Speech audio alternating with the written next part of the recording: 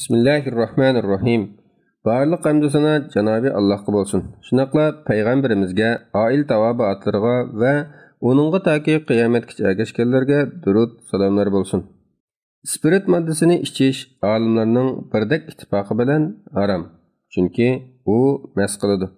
Hadisda mast qiladigan har qanday narsa harom deb ko'rsatilgan. Hamda spirit moddasi mast qiladigan aroq doirasi kiramdu yoki zaharlik va yoki ziyonliq moddalarga kiramdu degan jihatdan olimlar bu vaqtda izlangan va ularning ko'z qarashlari o'xshash bo'lmagan. Uni aroqqa o'xshash degichilar aroqning najisligida ixtiloflashgan. To'rt mazhab imomlari aroq najis deb qaragan. Ular Janobi Allohning Maida surasi 90-oyatdagi bu so'zini dalil qilgan.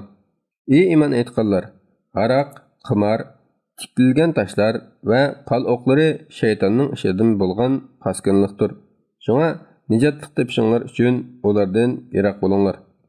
Ular mundaq degan. Oyatdagi rejsun degan so'z nejis, paskina ve meynat degan ma'noni bildiradi. Shariat aroqqa rejis deb hukm qilgan va uningga yaqin kelmaslikka buyurgan ekan, u harom bo'lish bilan birga nejis, ya'ni meynat bo'ladi. Aroq bundaq bo'lsa, spirit moddasimi harom bo'ladi. Lekin bu dalilga boshqalar mundaq radiya bergan. Bu oyatdagi rejsun degan so'zdan ma'naviy nejislik maqsad qilinadi.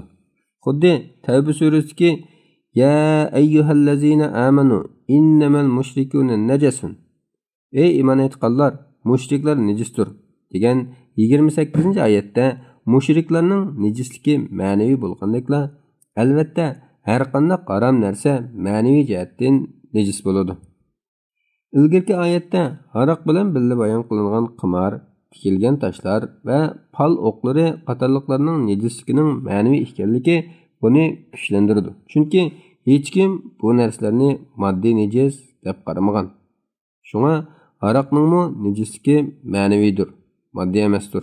Buningga asosan aroqning o'zi moddiy nejis deyish dalilga muhtoj.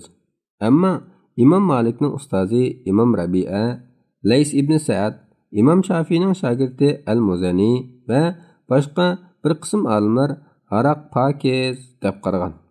Ular aroqning pokizligiga dalil qilib mundaq degan.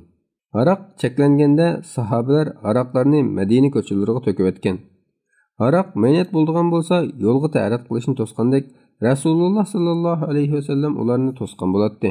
Ularmi ko'chalarga meynat narsani to'kmagan bo'ladi. Ilgirki qarashdagilar bularning bu daliliga mundaq javob bergan. Madinada paskina suvlarni iqtidotgan turbalar yo'q bo'lg'achqa sahobalar aroqlarni ko'chalarga to'kkan. Bu aroqning nejis emasligini bildirmaydi. Demak, har ikki tarafning dalillari bu vaqtda keskin emas. Ilgirki oyatdagi nejis degan so'z moddiy va ma'naviy nejislikni ehtimol qiladi. Aroqning ma'naviy nejisligi aniq, ammo moddiy nejislikni bildirishda oyatning lafzi keskin emas, balki ehtimolliq. Yuqorqi talash tartishning hammasi uzum sharbatidan yasalgan aroqning nejisligida bo'lib, ko'pchilik olimlar undaq aroqni nejis deb qaragan. Ammo arpa, asal, anjur va boshqa narsalardan yasalgan mast qiluvchi ichimliklar bo'lsa, uch mazhab imomlari nejis deb qaragan. Hanafi mazhabdimi nejis deb fatvo berilgan, lekin u Hanafi mazhabdagi boshqa bir qarashda pok deb qaralgan. Yuqorqidan xulosa, aroq ko'pchilik imomlarning nazarida nejis. Bundaq bo'ladigan spiritmi ularning qarshida nejis bo'ladi. Boshqalarning qarshida aroq pokiz, shunga spiritmi pokiz bo'ladi. Bu spiritni mast qiluvchi modda deb qaraganlarning nazarida shundoq. Ammo spiritni zaharlik yoki ziyonliq modda deb qaraganlar bo'lsa, uni ko'knar, apyun va boshqa ziyonliq moddalardek pokiz deb qaraydi. Chunki bu moddalar hukm jihatdan nejis deyilgan bilan hech kim uni moddiy jihatdan deb qaramaydi.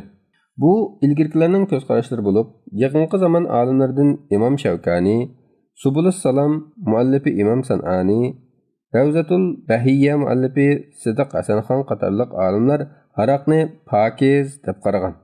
Tafsiri Manar muallifi Shayx Muhammad Rashid Rizo, hozirgi asr mujtahid imomlardan Imom Yusuf Qaradaviy, Shayx Ahmad Shakir, Doktor Mustafa Az-Zarqa va ko'plagan olimlar spirt moddasini pokiz deb qaragan. Ular tovandikilarga asoslangan. Aslida u pok. Undaq bo'ladi ekan, poklikdan nejislikka yetkazadigan sahih va aniq bir dalil bo'lmasa, u poklikqa qoladi. Nejislikka dalil yo'q bo'ladi ekan, u pok bo'ladi. Aroqdagi nejislik hukmi ma'naviy nejislikdir. Ya'ni uning hukmi harom. Ko'plagan moddalarda spirit moddasi ozdir ko'pdir mavjud. U tozalash va dezinfeksiya qilishda ishlatiladi. U yerginish paydo qiladigan paskin narsa emas. Hozir tibbiy va pokizlik sohalarida keng ko'lamda ishlatiladi. Undaq bo'ladi ekan, uni nejis emas deyish haraj va qiynalishni yo'qotishni talab qiladigan Qur'on ko'rsatmasiga uyg'un. Shayx Rashid Reza tafsirida bundaq deb belgilaydi. Aroqning nejisligida musulmon olimlar ichida ixtilof bor. Shunday qilib ishlangan aroq, ya'ni nabiz, Imom Abu Hanifaning nazarida pokiz.